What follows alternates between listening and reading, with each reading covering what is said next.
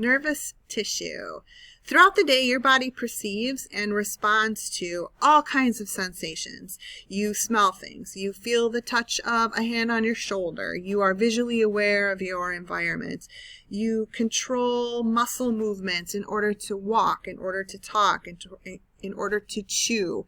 You hold things, which involve your muscle movements. Other muscle movements occur without you even knowing it. So your heart beats, your stomach churns to digest your breakfast.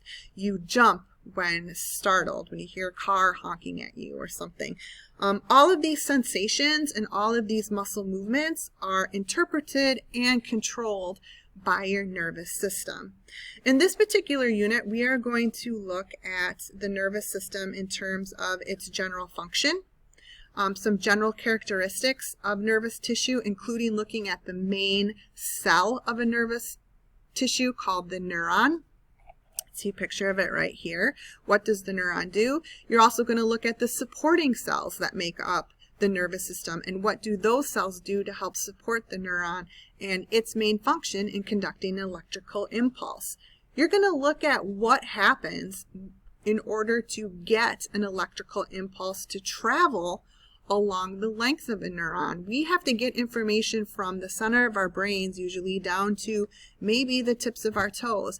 How is it that these electrical signals travel along these cells from one place in the body to another place to generate an action? So this is called an action potential. You're going to look at the chemical and physical things that happen to a neuron in order to generate an action potential.